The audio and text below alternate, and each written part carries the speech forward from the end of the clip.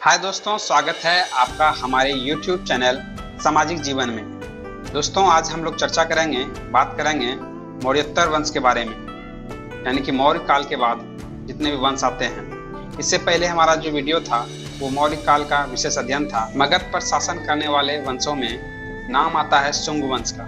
187 ईसा पूर्व में मौर्य वंश का जो अंतिम शासक था बृहदत्त, उसका सेनापति पुष्यमित्र शुंग ने उसको मार के पाटलिपुत्र का राजा बन गया और मगध पर एक नया वंश स्थापना किया, जिसका कि नाम पड़ा शुंग वंश। तो मौर्य वंश के बाद शुंग वंश के बारे में हम लोग जानेंगे।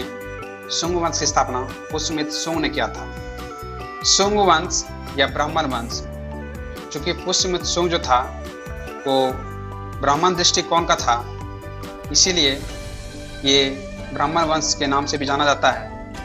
तो आइए हम लोग चर्चा करेंगे शुंग वंश के बारे में। पुष्यमित्र शुंग के समय में जो है यमन आक्रमण होता है। यमन आक्रमण मीनांडर का आक्रमण होता है, जिसे पुष्यमित्र शुंग ने विफल करता है। पुष्यमित्र शुंग ने 2 अश्वमेध यज्ञ करवाया था। साथ ही साथ पुष्यमित्र शुंग का जो राज पुरोहित था वो पतंजलि था। इसके बाद पुष्यमित्र शुंग ने भरूत स्तंभ का निर्माण करवाया था। उसका पुत्र अग्निमित्र ने भरूत स्तंभ में रेलिंग का निर्माण करवाया था। यहीं पे विदेशी आक्रमण होता है भारत पर, जिसमें कि नाम आता है यमन आक्रमण, शक आक्रमण, कुषाण आक्रमण। इसका चर्चा हम बाद में करेंगे। शुंग वंश का अंतिम शासक देवभूति था। देवभूति की हत्या वासुदेव ने 73 ईसा पूर्व में कर दिया और मगध पर एक नया वंश स्थापना किया, जिसे कण्व वंश के नाम से जानते हैं। कण्व वंश की स्थापना वासुदेव ने किया था। इसके बाद आइए हम लोग चर्चा करते हैं कुछ स्तंभ के बारे में। इससे भी एग्जाम में क्वेश्चन आता है। इसके बाद हम लोग चर्चा करेंगे कण्व वंश के बारे में। कण्व वंश में जो 4 शासक हुए उसके बारे में।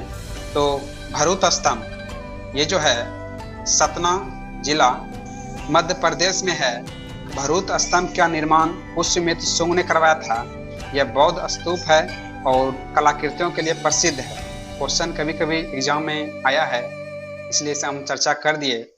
भरूत स्तंभ के बाद एक और स्तंभ आता है, इसका की नाम है सांची का स्तूप। इसका निर्माण जो है अशोक ने कराया था। वर्तमान में यह भी रायसेन जिला है मध्य प्रदेश में। यह भी जो है बौद्ध स्मारक है। आइए चर्चा करते हैं मौर्योत्तर वंशों के बारे में। मौर्योत्तर वंशों में हम लोग ने शुंग वंश के बारे में चर्चा कर दिया। शुंग वंश के बाद 2-4 पॉइंट कण्व वंश आता है। तो कण्व वंश के बारे में जानते हैं। कण्व वंश की स्थापना जो है 73 ईसा पूर्व से 28 ईसा पूर्व लगभग है। कण्व वंश की स्थापना वासुदेव ने किया था। हम इससे पहले आपको बता चुके हैं।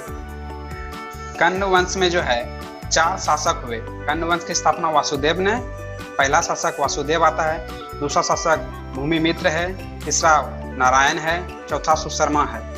कण्व वंश का अंतिम शासक सुशर्मा था। सीमुक नामक व्यक्ति ने 60 ईसा पूर्व में सुशर्मा की हत्या किया और कण्व वंश का समाप्ति हुआ और एक नया वंश सातवाहन वंश का उदय हुआ। तो हम लोग चर्चा करेंगे सातवाहन वंश के बारे में। सातवाहन वंश की स्थापना 60 ईसा पूर्व में सीमुक ने किया। सातवाहन साम्राज्य, सातवाहन वंश को हम आंध्र वंश के नाम से भी जानते हैं, ब्राह्मण वंश के भी नाम से जानते हैं। सातवाहन वंश में जो है प्रमुख शासक, पहला नाम आता है सीमुक का। सीमुक के बाद सातकर्णी, इसके बाद गोमती पुत्र सतकर्णी, वशिष्ठी पुत्र पुलमामी, इसके बाद यज्ञश्री सतकर्णी। ये सब शासक प्रमुख शासक थे। गौतमी पुत्र सतकर्णी जो था, ये जो था सबसे प्रसिद्ध शासक था सातवाहन वंश का। इसने जो है शक, पल्लव, यमनों को पराजित किया था। सातवाहन साम्राज्य महाराष्ट्र में प्रमुख रूप से विस्तार था इसका। इसकी राजधानी प्रतिष्ठान थी और अमरावती थी। इसके बाद सातवाहनों का जो समाज था वो मातृसत्तात्मक समाज था। सातवाहनों की भाषा प्राकृत भाषा थी एवं लिपि ब्राह्मी लिपि थी। साथ ही साथ भूमि दान देने की प्रथा यहीं से शुरू होता है और सातवाहनों ने शीशे के सिक्के चलाए थे। ये क्वेश्चन बार बार पूछे जाते हैं एग्जाम में। तो ये था सातवाहन वंश के प्रमुख तथ्य। प्रमुख प्रश्न। इसके बाद वाकाटक वंश है। वाकाटक वंश की स्थापना विंध्य शक्ति ने किया था। ये वंश से क्वेश्चन परीक्षा में ना के बराबर पूछा जाता है। तो क्वेश्चन आता है कुछ शुंग वंश से, कुछ क्वेश्चन कर्ण वंश से और कुछ क्वेश्चन सातवाहन साम्राज्य से। हमने चर्चा कर दिया चारों वंश का, शुंग वंश, कर्ण वंश, सातवाहन वंश और वाकाटक वंश। मैं सौरभ कुमार, आगे हमारा वीडियो आएगा जनवरी 2020 से जून 2020 तक करंट अफेयर का। तो आप हमारे चैनल से जुड़िए, आप हमारे चैनल को लाइक कीजिए, सब्सक्राइब कीजिए, ज़्यादा से ज़्यादा शेयर कीजिए।